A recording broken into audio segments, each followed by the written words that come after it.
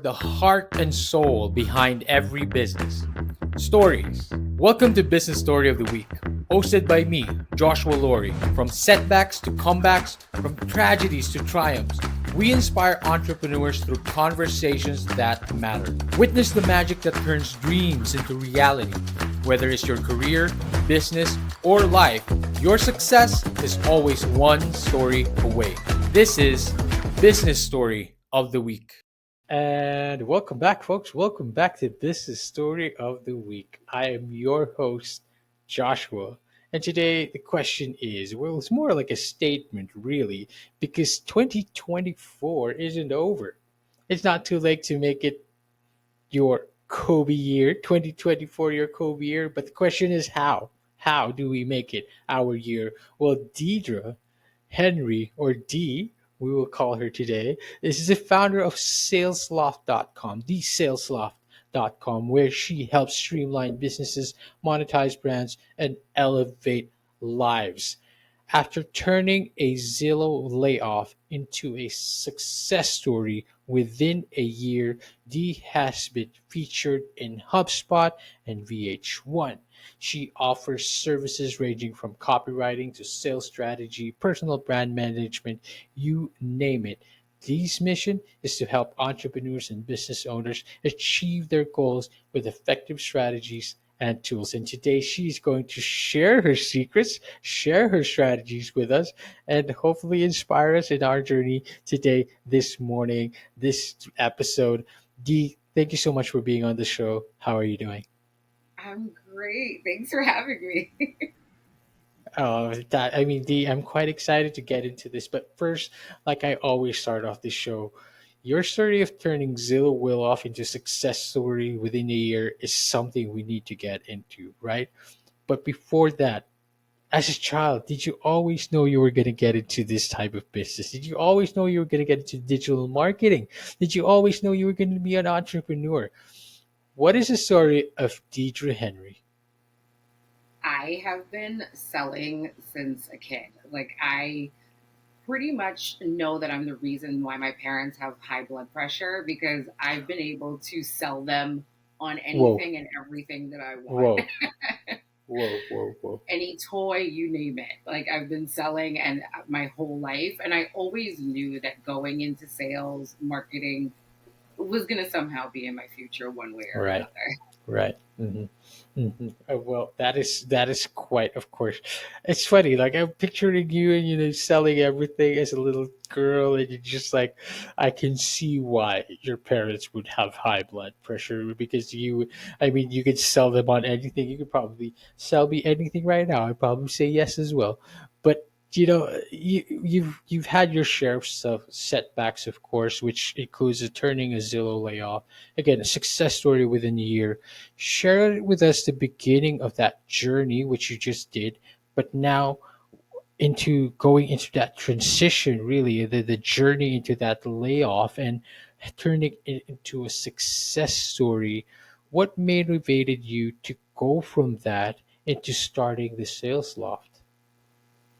I have, like I said, I've always loved selling, and I've been in tech sales specifically for pretty much a decade. And Mm. after an amazing, amazing time at Zillow, I kind of, as most people don't see it coming, never saw like a layoff like in the cards.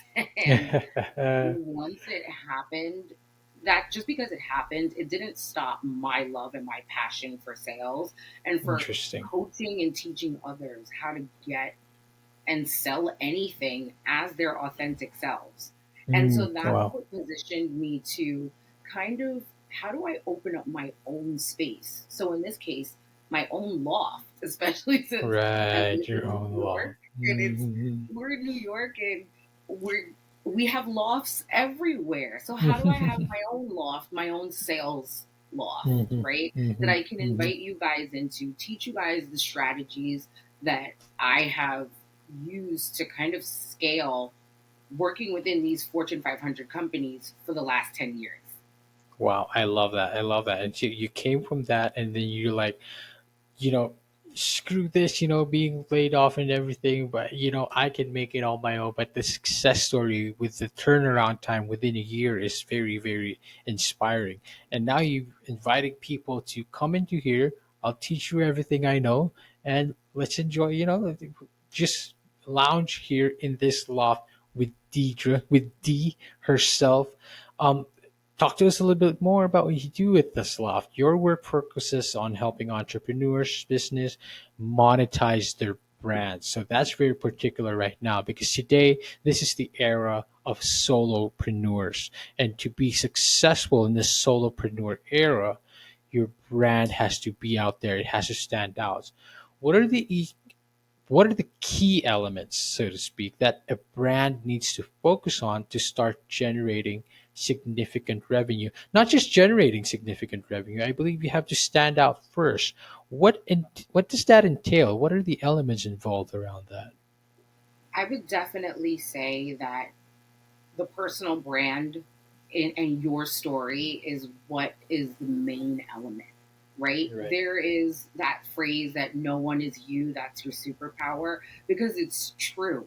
And so the way that even you're standing out as a solopreneur, or even if you're crafting your own brand, it all Right. starts with your personal brand and your story. Those are the two main elements that get the ball rolling Hmm. towards revenue generation.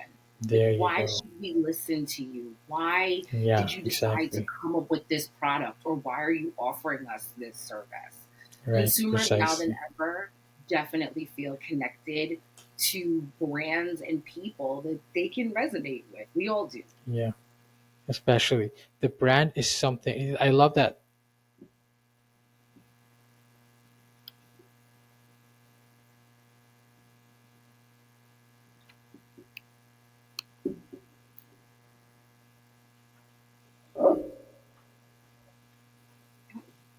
There we go.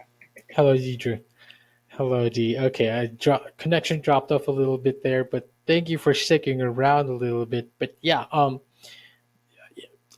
have the editor cut that bit part out. But you did say I love that it's very important for you for brands to be able to resonate because people resonate with personality, people resonate with authenticity, people resonate with the stories that you have behind your brand. So it's very, very important to be that is very significant actually is that's very important to have an image or that a face to get behind in when when when starting your brand because then I love how you also said building your authority, building your trust. Because I feel that being able to do that, being able to put yourself out there, that is when you can truly start generating significant revenue. Um, talk to us a little bit about branding and monetizing that, and how do you transition from truly going to okay, I have a good brand. Say I have a good brand, right? When can I truly start monetizing it then? When you can start monetizing is the first thing I think solopreneurs need to decide is whether they're going to actually offer a product or a service Mm, that they're going to of tie course. that brand to, right? If you have a specific interest in, for example, cosmetics, are Right. you against animal cruelty and you're going to go down the road of Right. providing consumers with your own cosmetic brand? Because now we can tie that personal brand and story about you Right.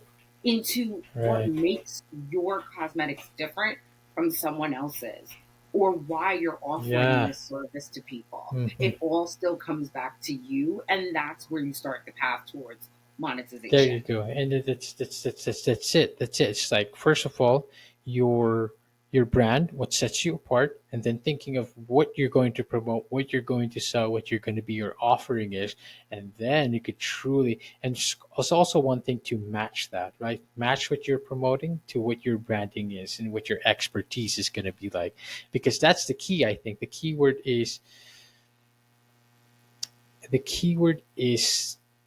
being the expert, establishing yourself as the expert.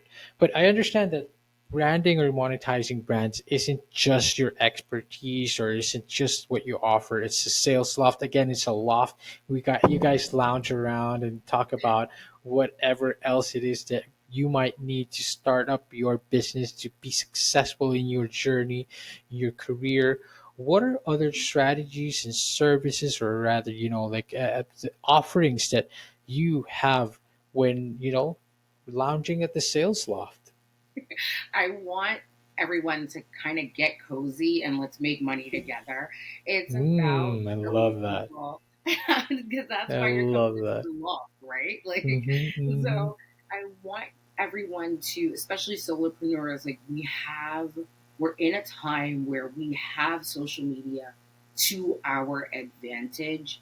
Use it. Yes, And of it's course. about teaching people how to use all of these different platforms. You're Yes, not of course. restricted to just Instagram or just TikTok.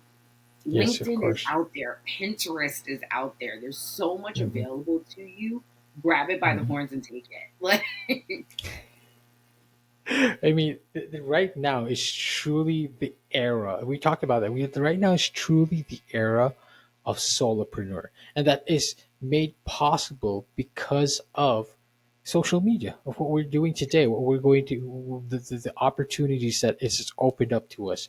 Um, and again, this has also opened up opportunities and doors for digital entrepreneurs like we are, like the guests and some of our audience and listeners, to open businesses and to open up offerings like you do at the Sales Loft. Part of this is sales strategy and training as well, right? You offer a variety of these training programs. In your experience, what are some of the most common mistakes businesses and entrepreneurs make in their sales approach, and how can they overcome them? Or better yet, how do you teach them to overcome them? I think that the common mistake is the lack of relationship building.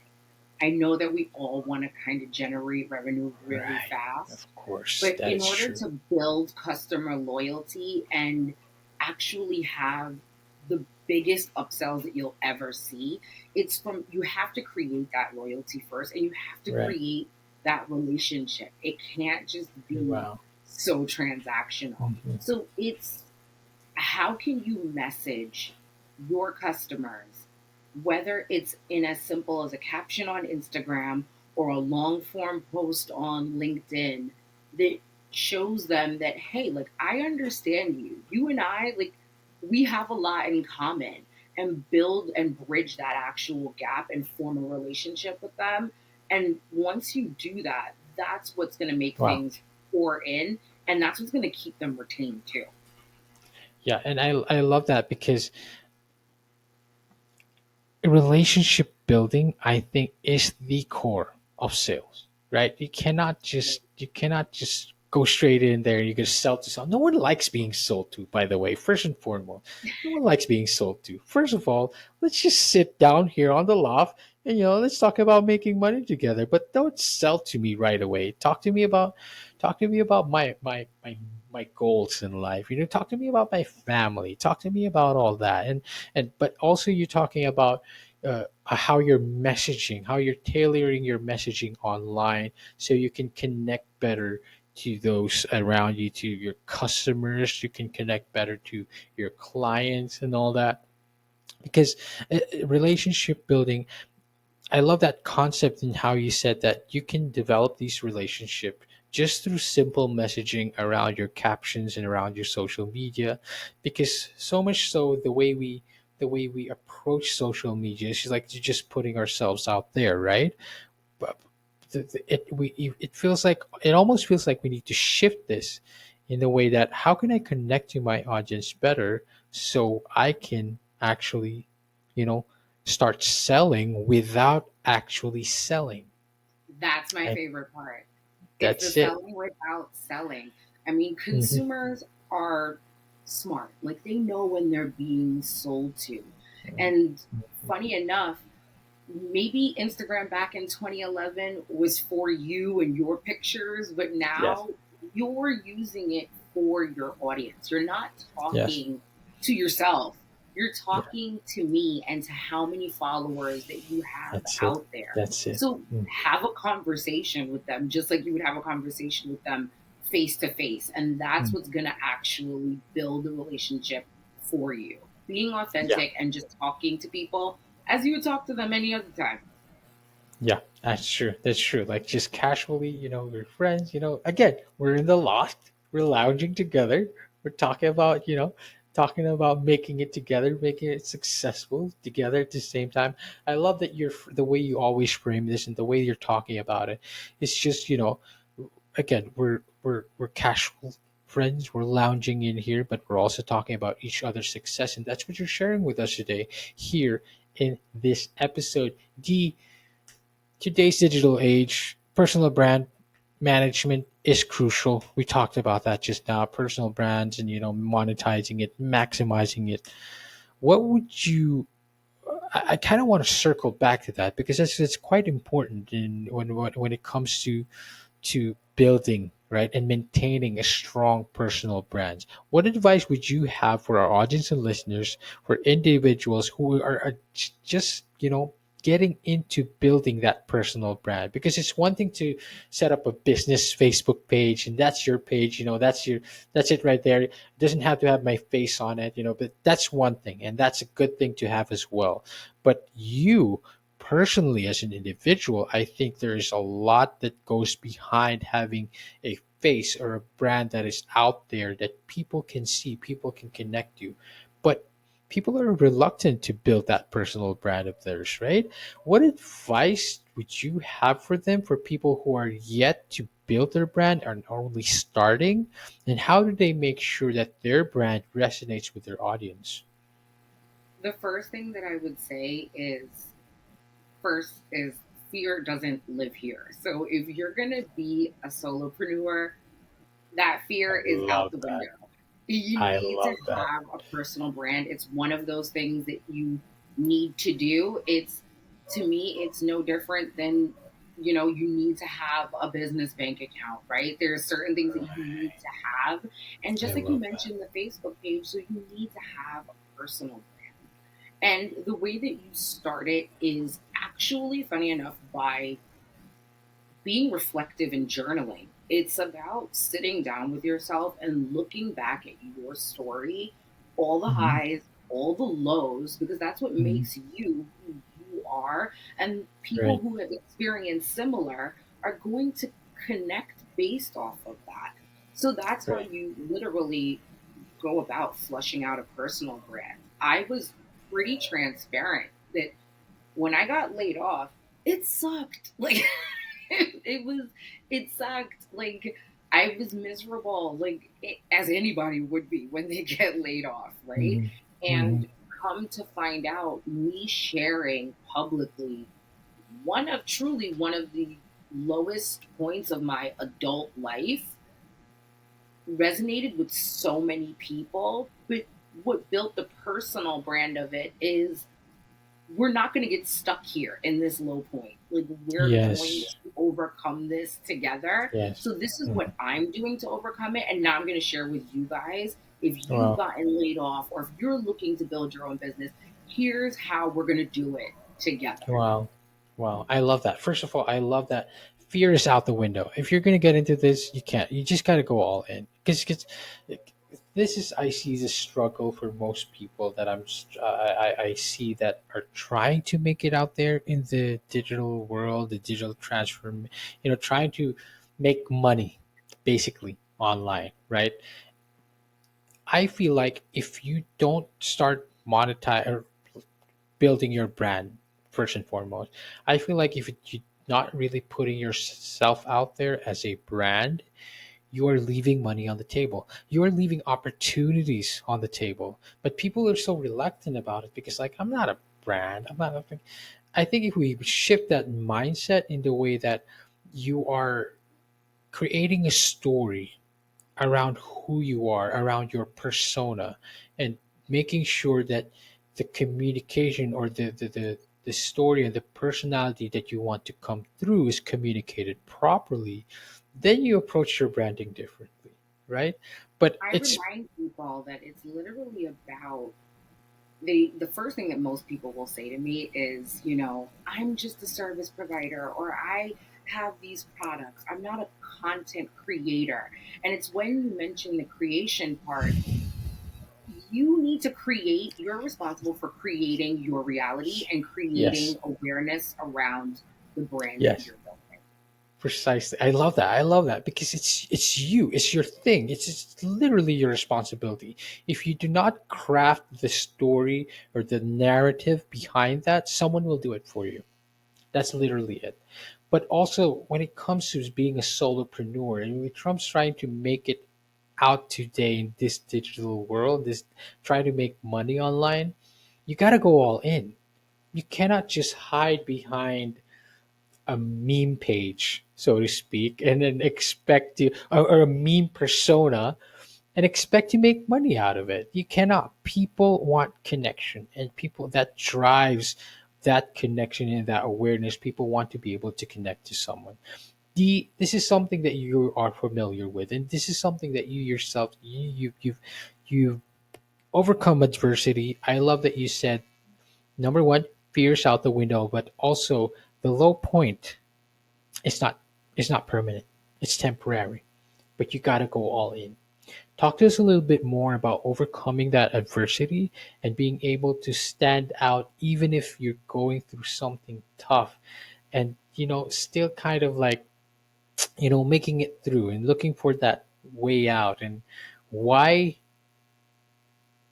online or why digital brands or a service or offering, why do you think that is the way out for struggles like that? And why was it successful for you? I think to start is when you look at the very famous phrase of you're not going to be everyone's cup of tea, the great part Oh, is that there's so many billions of people in the world, so you're bound to be someone's cup of tea, but they won't know that you're their cup of tea if you that's don't it. That's it. share the actual teapot and pass it That's around. it. Right, for That's people it. to experience it and taste the tea and see Hmm. whether they like it or not. So that's the first step. It's just like we said, like you have to put yourself out there, and Hmm. that's what worked for me. It's I passed the teapot around, and I went around by doing that, knowing that I'm not going to be everyone's cup of tea. But guess what? I might be Joshua's cup of tea. I might be someone else's cup of tea. And I wound up lucky enough being a good amount of people's cup of tea. And for those Right. who are into coffee or water or soda, that's okay. And Right. that's the Right. whole part of it. Like Hmm. you're That's for someone. Yeah, exactly. I love that. I love it, and that is exactly what I tell my friends. We all have that friend who's like, you know, he, she wants to be an artist. She wants to put their art out there, or they want to be like so and so, but they don't want to. Like they're thinking like, yeah, who's gonna care? But the audience is vast.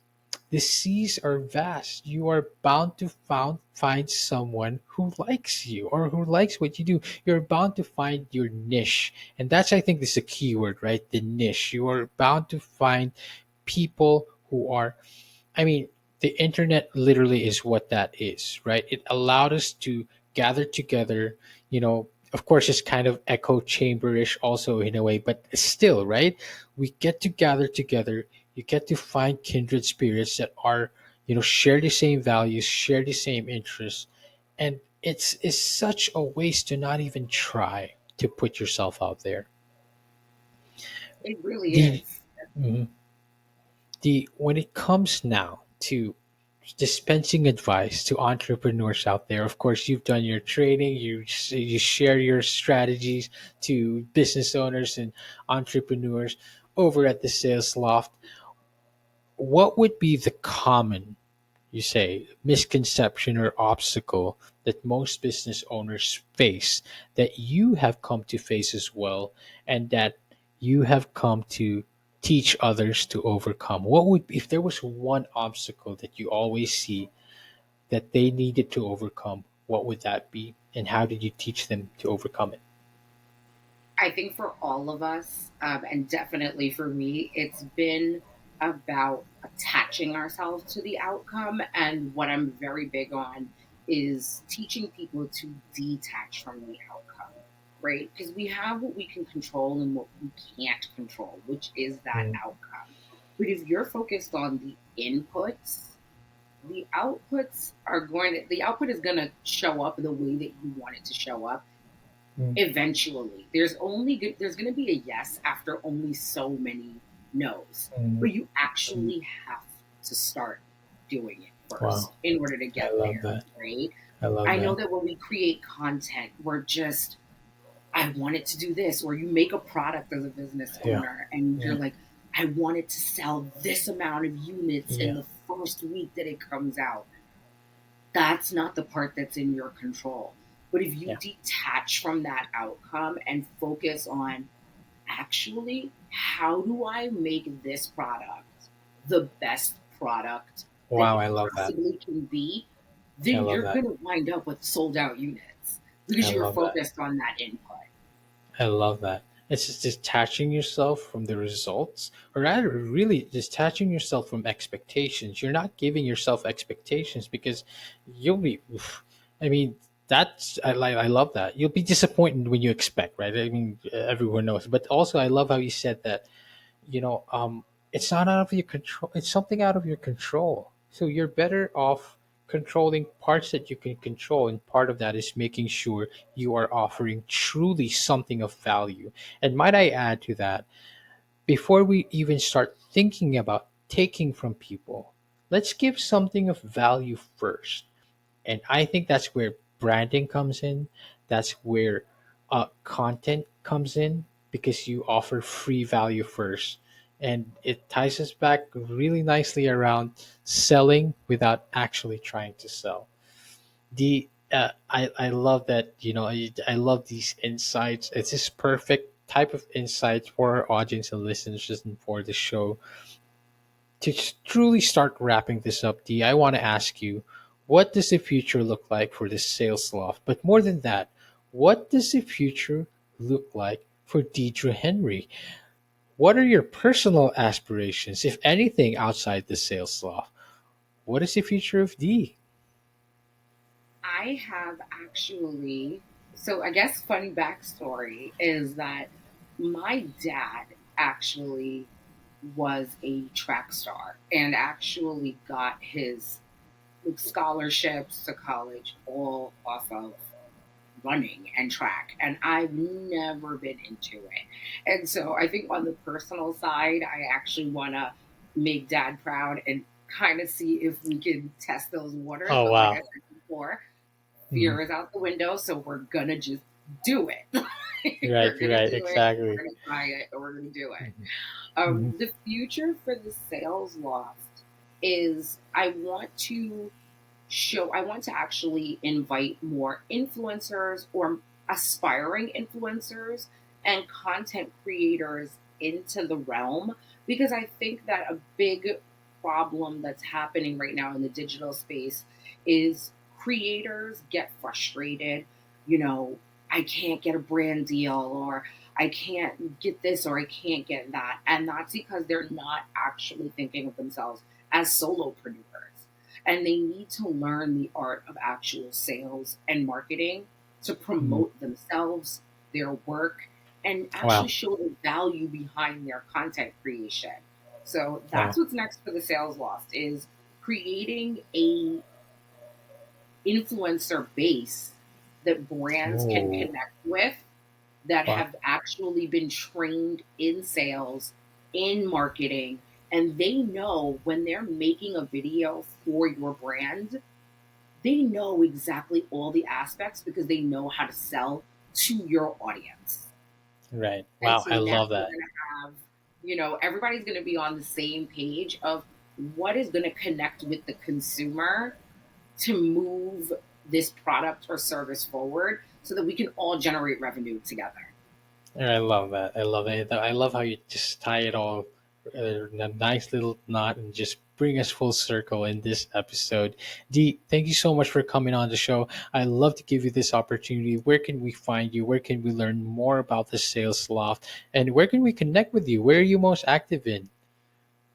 I am a huge, huge fan of LinkedIn and of Instagram, of course. But All right. again, I would also, I think, like parting advice is if you are a business owner, if you're an entrepreneur, a solopreneur, and you are not actually investing the time in your personal brand on LinkedIn, you're doing yourself a massive disservice. Yeah. Please Yeah. connect with me on LinkedIn. I I agree. know that we're going to put the links for you guys down below, like so that you Mhm. guys can all connect. It is a great way to tell your story and meet not just your next customer, but your next client, your next business partner. All are living on LinkedIn. It's so much more than just a job hunting site. So, huge shout out to LinkedIn. That is definitely where I'm most active. All right. And you guys can either find me there or on Instagram at the Sales Loft for everything is the handle. And you guys can definitely, of course, reach out to me at thesalesloft.com. All right, fantastic. And literally, I mean, LinkedIn, that's literally where we connected, Dee. That is literally how we got onto this episode together. And here we are today. Dee, thank you so much for your energy. Thank you so much for your insights. It's such a perfect, insight. Again, the topic is perfect for the show and for the audience and listeners as well. I hope you enjoyed this show as much as I did. I hope that the episode and the audience and listeners as well take value from it today. Dee, thank you for being on the show. Thank you guys so much for having me. Remember, guys, fear does not live here. So after you watch this episode today, you're going to get up, you're going to go out, you're going to do it today, Let's go. not tomorrow, That but is today. it. Do it. There's it. Fear is out the window. Do it today. Dee, thank you so much for being on the show. Thank you To guys. all our audience and listeners out there, see you on the next one. All right, so here's the thing. We try to get a little bit better every day, but we can't do it without you. So if you like the video, make sure to like and subscribe below. And if you have any comments, just leave them in the space under.